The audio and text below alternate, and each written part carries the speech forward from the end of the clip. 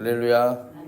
이 오늘도 말씀을 깨닫는 지혜와 응답받는 기도의 은총이 우리에게 넘치게 될 줄로 믿습니다.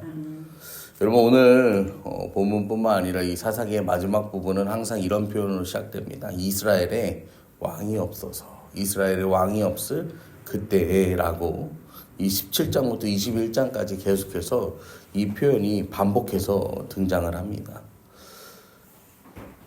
지금 이스라엘은 원래 이 왕이 없는 나라예요. 이스라엘이라는 국민, 그 다음에 이 나라, 이 주권을 가질 수 있는 이 국민, 그 다음에 영토, 그 다음에 법, 이 모든 것들이 갖춰져 있는 곳이 이스라엘이지만 하나님은 처음부터 이스라엘이라는 나라에 왕을 허락하지 않으셨습니다. 왕을 허락하지 않으신 이유는 간단합니다. 누가 왕이에요? 하나님이 왕이시기 때문이죠. 그런데 이스라엘은 지금 계속해서 뭐라고 말하냐면은 이스라엘에 왕이 없어서라고 성경은 말합니다. 여러분, 왕이 없다라는 것은요, 이 나라를 통치할 뭐가 없다는 거예요? 구심점이 없다는 거예요. 구심점, 이 강력한 지배력이 없다라는 거예요. 그러니까 사람들이 다 자기들 마음대로 행하였다라는 거예요. 모두 다 하나님의 이 통치 아래에서 벗어나서 자기 좋을 것을 쫓아서 살아가는 인생을 살았다라는 것입니다. 하나님을 왕으로 모시지 않는 시대, 하나님의 통치가 부재한 시대, 그렇기 때문에 죄로부터 둔감해질 수밖에 없는 시대가 바로 이 시대예요. 여러분, 우리가 지난 17장, 18장을 통해서요, 이 미가의 집 신상 사건을 통해서 이 제사장이 개인적으로도 타락할 수 있고 지파가 타락하고 가정이 타락하는 것까지도 우리가 보잖아요.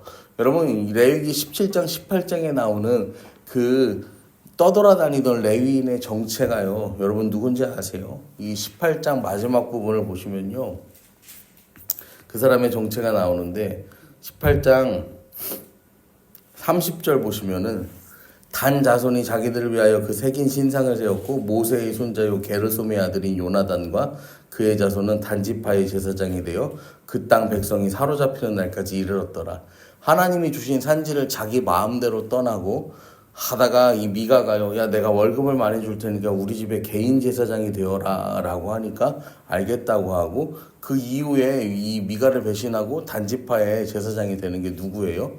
모세의 아들 게르솜의 아들, 손자. 게르솜의 아들이요. 그러니까 모세의 손자인 거예요. 여러분, 모세의 손자가요, 지금요, 어떻게 살아가는 거예요? 모세의 손자와 그의 자손들이 어떻게 살아가는 거예요? 진짜 말 그대로 엉망진창으로 살아가는 모습을 우리는 보게 됩니다. 여러분, 타락의 깊이가요, 그 시대에 얼마나 심각했는지, 믿음의 명문가에서조차 하나님을 망각한 삶이 당연하게 여기고 살아가는 게 이 성경 본문을 통해서 우리에게 보여주게 됩니다. 근데 오늘 본문은 이 레위인의 이야기로 시작하지만 개인의 몰락, 개인의 어떤 이 범죄가 아니라 이스라엘 민족 전체가 무너지는 이 국가적인 이 범죄와 이 몰락의 현장을 우리에게 보여줍니다. 여러분, 오늘 1절 말씀에요, 여기에 다 들어있어요. 내용이 이스라엘의 왕이 없을 그때에 에브라임 산지 구석에 거류하는 어떤 레위 사람이 유다 베들레헴에서 첩을 맞이하였다. 여러분, 레위인이 첩을 맞이한다는 것 자체가요, 하나님 율법을 정면으로 거스르는 겁니다. 그 다음에 이 레위인이요, 에브라임 산지 구석에 거류하고 있었대요. 여러분, 이 레위인은 어디에 살아야 돼요? 지정된 성읍에 살아야 돼. 그런데요, 지금 이 레위인은 에브라임 산지 구석에 거류하고 있었다라고 합니다. 이 구석에 거류한다라는 뜻이요, 히브리 원어로요, 정착하다가 아니라 유랑하다라는 뜻이야. 그러니까 이 돈도 많아. 보니까 돈도 많아. 그 다음에 첩도 있어. 그리고요, 여기 산 좋고 물 좋은 데 찾아서요, 뭐 하는 거예요? 여기저기 떠돌아다니던 레위인이었다라는 거예요. 그러니까 이 레위인은요, 단순하게 그냥 뭐 이런 개인의 일탈이 아니라 우리가 배웠죠. 사명을 감당하지 않으면 먹다 죽는 인생이 된다라고 했는데요. 사명을 감당하지 않고 먹다 죽는 떠돌이 인생을 사는 레위인이었다라는 거죠. 그리고 이 사람이요, 첩을 맞이해요. 여러분, 이 하나님이 제정하신 결혼의 방법은 뭐 사회적인 통념과 시대적인 뭐 상황 다 봐서요, 고려해도요, 일부일처입니다.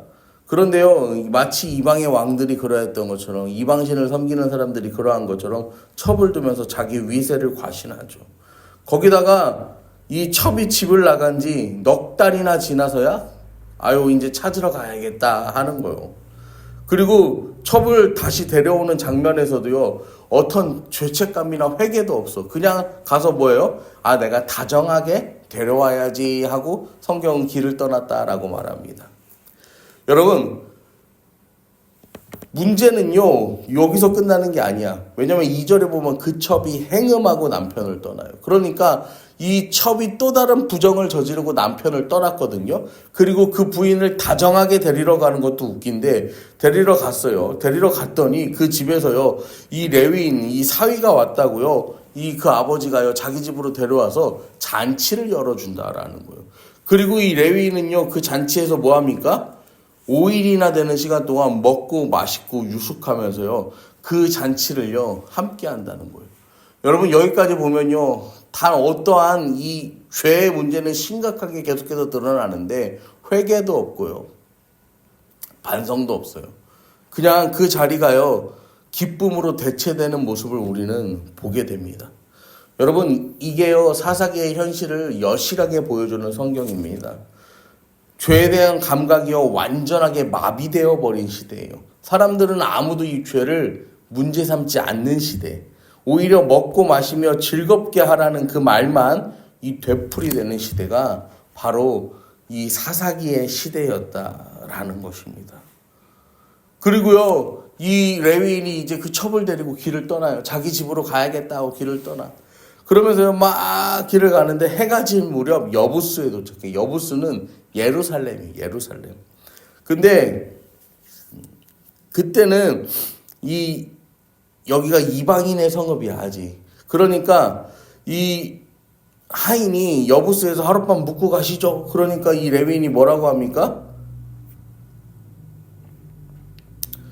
야, 내가 여기서 머물 수 없다라는 거야. 왜 여기서 머물 수 없냐면은,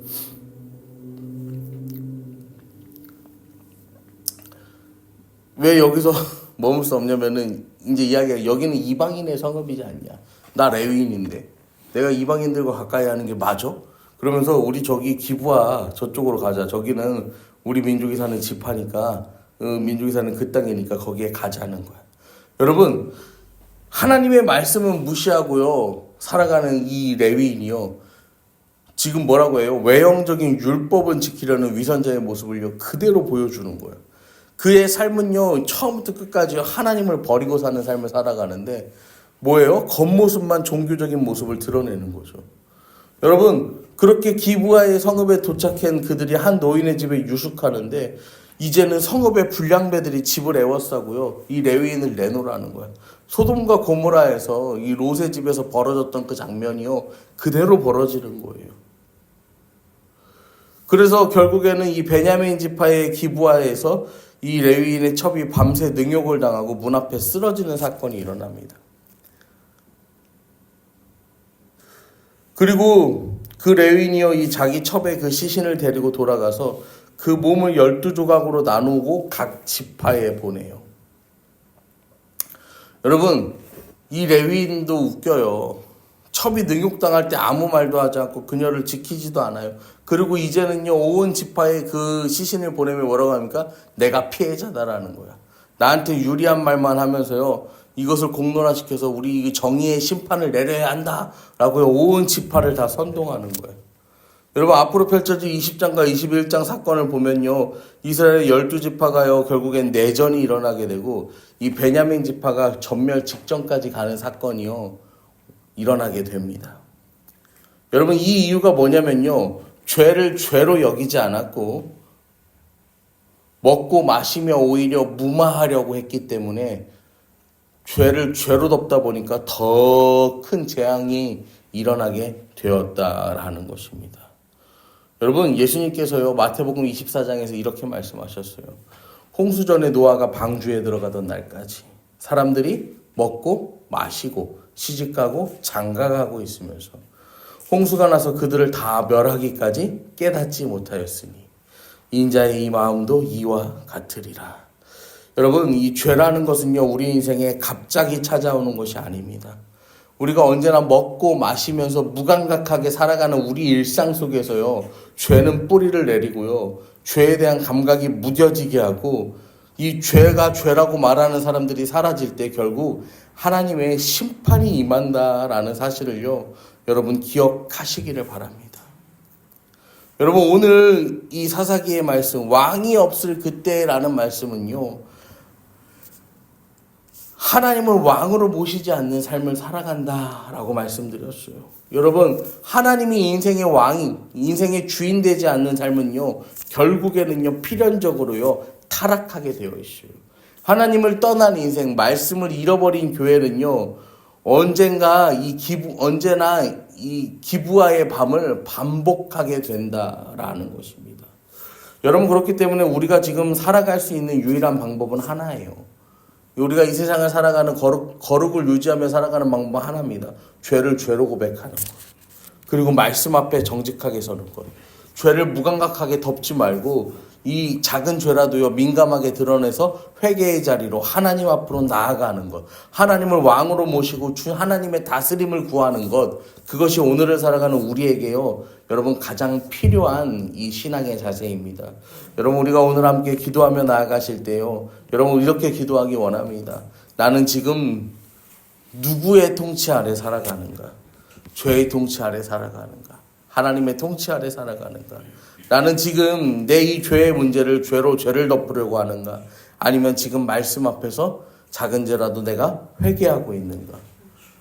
여러분, 우리가 무릎 꿇고 주님 앞에 다시 이렇게 기도하며 나아가실 때 오늘도 주님께서 우리의 눈을 열어서 우리의 무감각한 마음을 깨워주시고 회개의 눈물을 잊지 않게 하시고 하나님이 왕 되시는 삶을 회복해 하실 것을 믿으시기를 간절히 축원합니다.